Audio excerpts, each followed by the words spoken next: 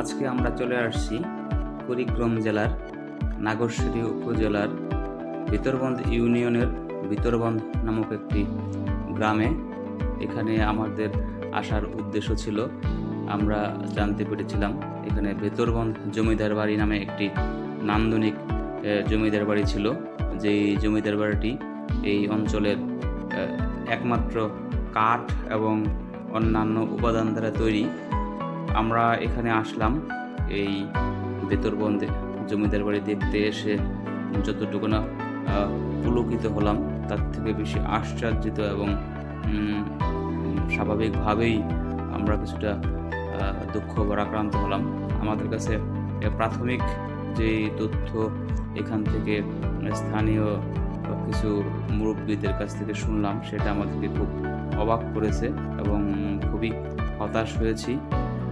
আমরা এখন যে স্থাপনাটা দেখছি, এটি মূলত ভিতরবন্দ জমিদার বাড়ির কাচারিঘর ছিল এবং সবচেয়ে আশ্চর্যের বিষয় হচ্ছে এই ভিতরবন্দ জমিদার বাড়িটির গোড়াপত্তন স্পেসিফিক কবে নাগাদ হয়েছিল তার কোনো সঠিক তথ্য অনলাইন উইকিপিডিয়া বা স্থানীয় কেউই বলতে পারেননি। বরং যতটুকু আমরা ইতিহাস থেকে জানলাম পর্যালোচনা করে এবং বিভিন্ন উইকিপিডিয়া সহ অনলাইন তথ্যের বিষয়ে আমরা দেখতে পারলাম যে এটি হচ্ছে যখন চিরস্থায়ী বন্দোবস্তের প্রচলন শুরু হয় ব্রিটিশ পিরিয়ড, ঠিক তখন এই চিরস্থায়ী বন্দোবস্তের ভিত্তিতে বা ওই সময়কালে এই ভিতরবন্দ জমিদার বাড়িটির গোড়াপত্তন ঘটে।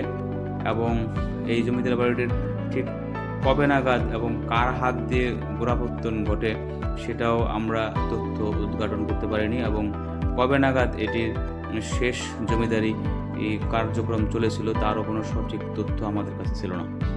আশ্চর্যের বিষয় হচ্ছে, আমরা যখন এই ভিতরবন্দ জমিদার বাড়িটি দেখতে গেলাম তখন সেখানে যে তথ্য পেলাম, আমি সরাসরি সেই তথ্যটি আপনাদের সাথে একটু শেয়ার করছি। দেন হচ্ছে আরও কিছু বিষয় আমার কাছে খুব অবাক লেগেছে।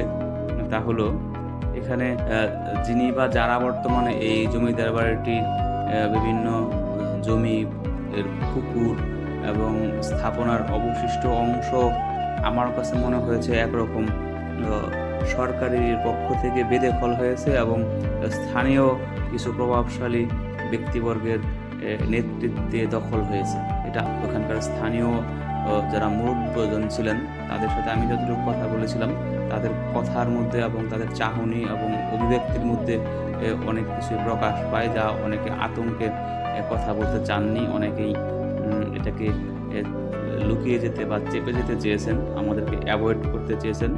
আসলে আমরা কোনো অনুসন্ধানীমূলক কর্মকাণ্ডের জন্য সেখানে যাইনি। আমি একজন প্রত্নতাত্ত্বিক স্থাপনা দেখার আত্মিক যেই চাহিদা, সেইখান থেকে আমি গিয়েছিলাম। এবং সেখানে যেয়ে যখন আমি কোনো ধরনের স্থাপনার ন্যূনতম অবশিষ্ট অংশ পাইনি, তখন আমার যেন কেন জিনিসটা ভালো লাগেনি এবং মানসিক এবং মানবিকভাবে আমি তুষ্ট হতে পারি নাই। যার কারণে আমার কাছে মনে হয়েছে যে আসলে ঘটনাটা কী, কেন এখানে এই অবশিষ্ট একদম ভিটা অংশটাও থাকবে। আমাদের প্রত্নতাত্ত্বিকের অধিদপ্তরের আন্ডারে ন্যূনতম তো এই ভিতরবন্দ জমিদার বাড়ির যে বাড়িটি ছিল, সে বাড়ির ভিটা অংশটুকু তো স্বাভাবিকভাবেই থাকবে, সেটা প্রত্নতত্ত্ব অধিদপ্তরের আন্ডারে থাকবে। কিন্তু আমি সেই বাড়ির ভিটার অবশিষ্ট অংশটাও সেখানে দেখতে পাইনি। আমার কাছে ব্যক্তিগতভাবে ভালো লাগেনি। এরপরে আমি সেখানকার স্থানীয় লোকদের সাথে কথা বলার চেষ্টা করি এবং তাদের কাছে যে তথ্য আমি পেয়েছি সেটা ছায়া তথ্য আমার কাছে খুব অদ্ভুত লেগেছে। এবং আমার মনে হয় আমি সরকারের কাছেও অনুরোধ করব, আসলে ভিতরবন্দ জমিদার বাড়ির যেই সম্পত্তিটি ছিল, যেটা আমাদের প্রত্নতত্ত্ব অধিদপ্তরের আন্ডারে থাকার কথা অথবা আমাদের সরকারের অধীনতে থাকার কথা, সেই সম্পত্তি কিভাবে স্থানীয় লোকের আন্ডারে চলে গেল, কিভাবে সেখানে স্থানীয় লোকজন বাড়িঘর করে বসতি স্থাপন করলো, এই বিষয়টি বোধহয় মাননীয় ডিসি মহোদয় সহ অন্যান্য যারা প্রত্নতত্ত্ব অধিদপ্তরের ব্যক্তিবর্গ আছেন তাদের নজরে আসা উচিত। সেখানে একটি ছোট্ট শিশু পার্ক লেখা সাইনবোর্ড, ভিতরে কিছু ভাস্কর্য ছিল, হরিণ, ঘোড়া, হাতি এক্সেট্রা এক্সেট্রা, বাট সেটা অতটুকু জায়গাতে শিশু পার্ক বলতে আসলে কী বোঝায় এবং শিশু পার্কের জন্য কি কি থাকা ম্যান্ডেটরি বা কতটুকু জায়গা থাকা দরকার, খেলাধুলার জন্য কী ব্যবস্থা থাকা দরকার, সে সকল জিনিস আদৌ আছে কিনা আমার কাছে সেটাও মনে হয় নাই। আমি এই বিষয়ে বিশেষজ্ঞ না, তবে সার্বিকভাবে যদি এটি রাষ্ট্রীয় সম্পদের সঠিক ব্যবহার হয়ে থাকে ওকে ওয়েল অ্যান্ড গুড। আর যদি এটি রাষ্ট্রীয়ভাবে সঠিকভাবে এটির হস্তান্তর না হয়ে থাকে, কোনো মহলের দ্বারা এটি দখল হয়ে থাকে, আমি অবশ্যই চাইব রাষ্ট্রের এই অমূল্য প্রত্নতাত্ত্বিক নিদর্শন সম্পদ এটা যেন রাষ্ট্রের কোষাগারে বা রাষ্ট্রায়ত্ত নিয়ন্ত্রণেই থাকে। আপনি এই বেতরগঞ্জ জমিদার বাড়ির সম্বন্ধে কি জানেন অ্যাকচুয়ালি, আমাদের একটু যদি জানাতেন। বাড়িতে ছিল জমিদারা, আমি জানি। আর মেলা কিছু জানি, মেলা কিছু আছে। আচ্ছা আচ্ছা তার ঘর ছিল, এইটুকু জানি। আচ্ছা, জমিদার বাড়ির যে পুরনো দালান কোঠা সেগুলো কি আপনারা দেখেন নাই? সেগুলো দেখছি, ভালো 18 কোণা ছিল। তাই? ছাদের নিচে ছিল একটা। আচ্ছা আচ্ছা, সেগুলো কি সব ভেঙে গেছে? সব গেছে। সে বিটাও নাই? না, বিদেশ চালা তো আছে, বলে জায়গা তো আর যায় না। জায়গাটা কোথায়? জায়গা তো ওই পিছনে পিছনে এখনো কি আছে?